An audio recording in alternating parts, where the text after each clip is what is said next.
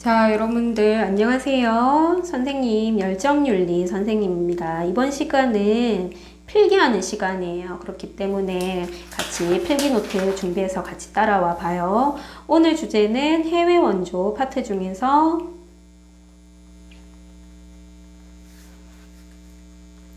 롤스입니다. 적고 있나요, 여러분들? 맞아요. 그러면 우리 롤스의 해외 원조 한번 정리해 볼게요. 그래요. 롤스 해외 원조. 자국의 사람들이 아니라 다른 나라의 사람들을 도와줘야 되는 그런 목적은 뭘까요? 무엇을 위해서?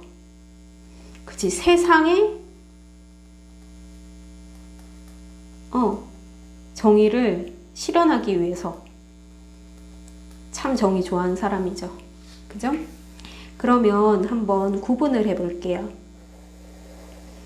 지난 영상 다 들어서 오는 친구들이 더 이해가 더 잘 될 것 같아요. 기본적으로 롤스는 사회를 뭐의 보장 여부에 따라서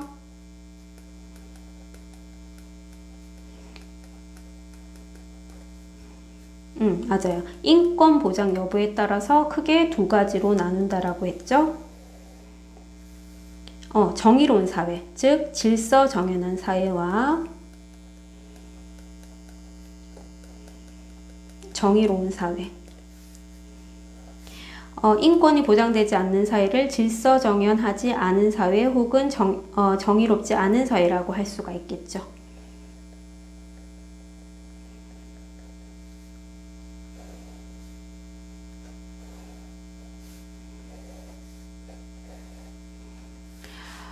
롤스는 질서 정연한 사회를 또 뭐라고 불렀냐면 자유적 사회다. 자유적 만민사회다. 혹은 적정 수준의 사회다.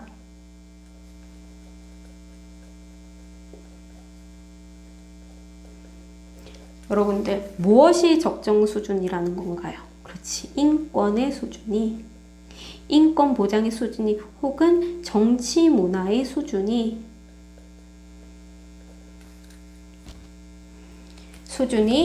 어느 정도 적정 수준이다 라는 거겠죠. 그 다음에 이런 질서 정연한 사회에서는 절대 빈곤으로 고통받는 사람이 있을까 없을까? 그렇지. 인권을 소중하게 여기는 사회인데 기본적으로 인간다운 삶을 영위하지 못하는 절대 빈곤자가 있을 리가 있을까 없을까? 없죠. 그죠? 절대 빈곤자가 있다는 것만으로 해도 그 사회는 인권이 보장되지 않는 사회입니다, 여러분들. 됐나요? 자, 보세요.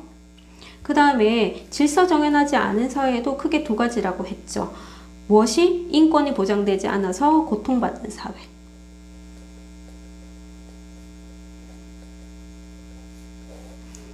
와 타국의 침략적인 어떤 사회? 무법국가.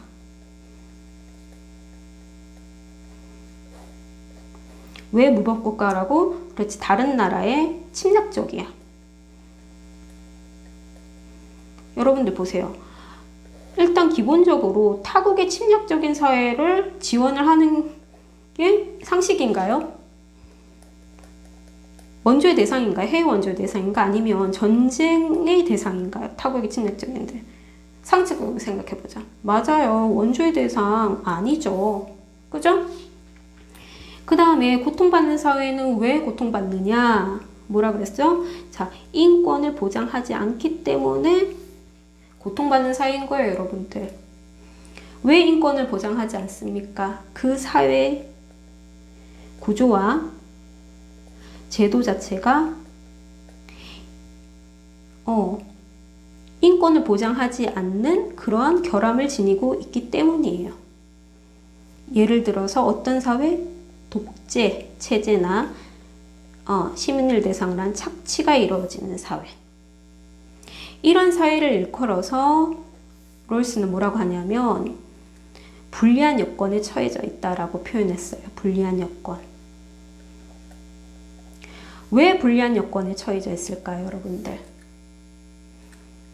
맞아요. 정치적으로 민주주의 중에서 민자도 못 듣는 그런 역사적인 배경을 갖고 있어서 인권에 대해서 일단 몰라.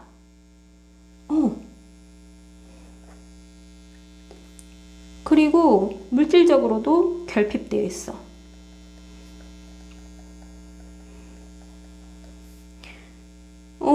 물질적으로 결핍되어 있고 이런 정치적인 문화, 인권에 대한 개념이 없기 때문에 물질을 조금이라도 가지고 있으면은 절대 빈곤자들을 위해서 도와주는 것이 아니라 그렇지. 조금 더 권력이 있는 사람들이 독재하거나 독점하는 그런 문제가 계속 반복해서 일어날 수 있다라는 거죠. 즉, 이 사회에서는 인권이 보장된다, 안 된다?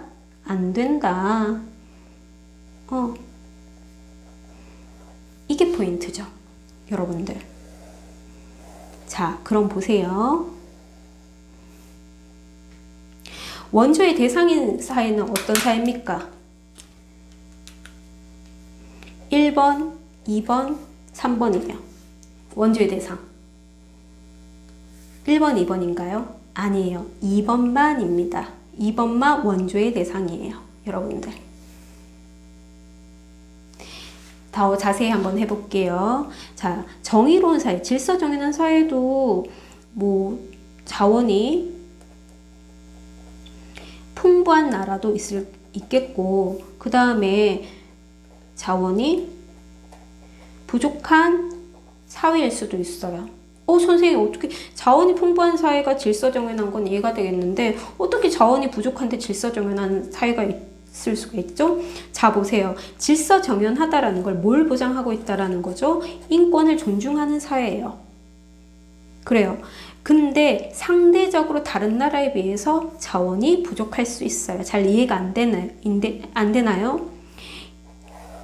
예를 들어서 부탄 같은 나라 보세요. 부탄. 들어봤나요? 부탄은 굉장히 가난한 나라이죠. 하지만 상대적으로 가난하긴 하지만 그 사회 사람들은 가장 행복함을 여긴다라고 하잖아요. 그죠? 상대적으로 자원이 부족하다라고 해서 그 사회는 해외 원조의 대상이 아니다 라고 보는 게 롤스의 관점입니다. 그죠? 즉 결론, 자원이 풍부하든 자원이 부족하든지 간에 질서정연한 사회는 원조의 대상이 아니다. 이해가 됐나요? 상대적으로 부족한 부탄은 원조의 대상이 아니다라는 거죠. 자원이 상대적으로 다른 나라, 캐나다, 미국에 비해서 부족하더라도 자본이 적은 나라라고 하더라도 인권을 보장하는 그런 정치 문화를 갖추고 있는 사회라면은 원조의 대상이 아니다. 근데 문제는 뭐다? 고통받는 사회죠. 여기서도 마찬가지로 고통받는 사회도 자원이 풍부한 사회가 있을 수가 있겠죠. 그 다음에 자원이 부족한 사회도 있을 겁니다. 결론부터 얘기하자면 둘 다 원조의 대상 맞아요. 선생님, 자원이 부족한 거는 원조의 대상인 거 이해가 되겠는데 풍부한 나라까지 왜 원조를 해줘야 되나요? 롤스는 기본적으로 경제적으로 물질적으로만 도와주는 거를 해외 원조라고 정의 내리지 않아요. 그의 해외 원조의 정의는 목적은 뭐야, 여러분들? 그렇지. 그 사회가 인권을 보장할 수 있는 사회로 만들어주는 정치 문화 개선에 초점을 맞추고 있기 때문이에요, 여러분들. 그렇기 때문에 그 사회가 자원이 풍부하더라도 인권을 보장하지 못하는 사회라면은 해외 원조의 대상일 수 있다라는 거죠. 예를 들어서 산유국이라고 해보자. 엄청 석유가 많죠. 그 사이에 자원이 풍부한데 분배가 제대로 안 돼. 왜냐하면 인권에 대한 그런 개념이 없는 사회이기 때문에 모든 인간, 모든 시민에 대해서 제대로 분배하지 못하고 절대 빈곤의 문제가 발생할 수 있다라는 거죠. 그렇지. 그렇기 때문에 자원이 그 사이에 풍부하더라도 해외 원조의 대상이라는 것은 이런 의미에서입니다. 여러분들 그리고 마저 정리할게요.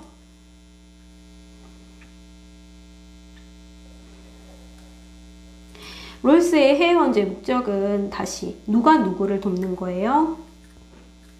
누가 누구를 돕는 거죠? 고통받는 사회가 질서정연한 사회가 될 수 있도록 누가 돕는 거예요? 질서정연한 사회가 돕는 거겠죠. 사회가 사회끼리 돕는다, 국가가 국가끼리 돕는다 라고 해서 롤스의 입장은 국제주의 입장이에요.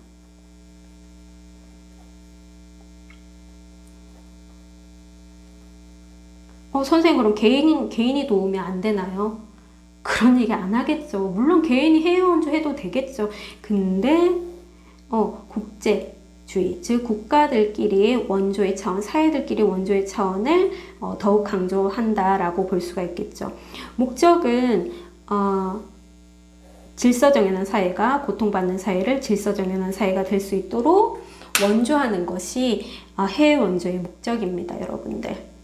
즉, 고통받는 사회가 질서정연한 사회가 되기 위해서는 뭘 뜯어 고쳐야 됩니까? 그렇지, 사회 구조와 제도를 개선해야 되겠죠. 즉, 궁극적인 목적은 그 사회가 인권을 보장하는 사회가 되게끔 만들어주는 거죠. 도와주는 거죠. 근데 여기에서 여러분들 별표 3개. 만약에 고통받는 사회가 질서정연한 사회가 됐어. 여러분들. 됐어. 그러면 원조를 그래도 더 부유한 나라가 되기 위해서 지속해야 될까? 아니면 원조를 중단해야 될까? 더 부자가 되기 위해서, 부자 나라가 되기 위해서, 자원이 풍부한 나라가 되기 위해서 더 도와주는 것은 롤스가 주장하지 않았습니다.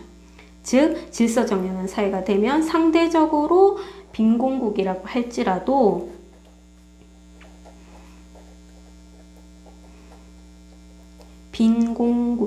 빈곤할지라도 원조를 중단시켜야 된다라고 봤죠. 그죠? 그 다음에 방법 한번 정리해 볼게요. 방법. 누가 누구를 돕는다? 원조의 주체는 질서 정연한 사회의 만민들, 그래서 peoples라고 복수를 씁니다. 누가 누구를 돕는 건가요? 그지? 대상은 어떤 사회? 인권을 보장받지 못해서 그치? 고통받는 사회.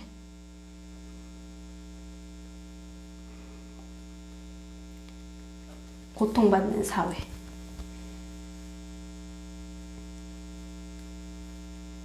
대상으로 목적이 뭡니까, 여러분들? 그렇지. 질서정연한 사회로 만든다는 거죠. 그지? 즉, 정치 문화를 개선해서 인권을 보장하는 사회로 만드는 것이 목적이라는 거죠.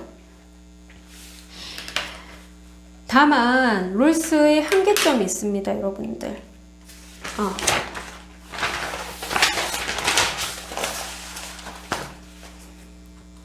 정리해 볼까요? 롤스의 한계.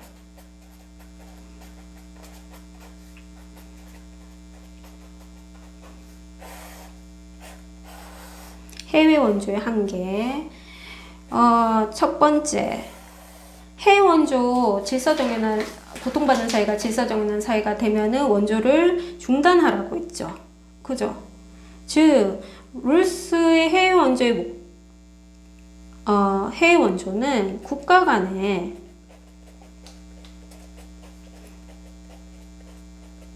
빈부격차, 해소하는 문제에 대해서는 언급하지 않고 간과했다라는 점이 한계점이라고 할 수가 있겠죠. 다른 말로 국가 간의 부의 수준을 조정하는 거에 대해서는 얘기하지 않았다 라는 것이 롤스를 비판할 수 있는 하나의 한 포인트가 될 수가 있고, 하나는 뭐냐면 그가 정의 원칙에서 2-2 원칙이죠. 그렇지. 차등의 원칙을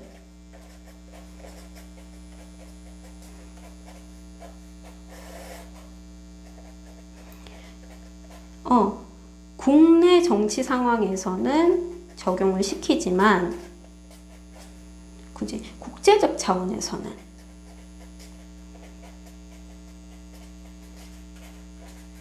즉 지금 얘기하고 있는 해외 원조 차원에서는 적용시켰다, 시키지 않았다. 그지? 차등의 원칙은 뭡니까? 최소 수혜자의 최대 이익을 보장하는 그런 원칙이 여야만 불평등을 허용할 수 있다라는 건데, 국내 정치 상황에서는 차등의 원칙을 적용하지만 해외 원조 차원에서는 그런 얘기를 하지 않았다는 점, 그것을 강조하지 않았다는 점이 바로 비판점이라고 할 수가 있습니다. 여러분들 오늘 굉장히 수고 많이 했습니다. 끝까지 들어줘서 고맙고, 선생님이 앞으로도 여력이 되는 한에서는 여러분들 생윤의 어려운 파트도 여러분들한테 한번 정리해 줄 수 있는 시간을 마련해 보겠습니다. 자, 수고했습니다, 여러분들.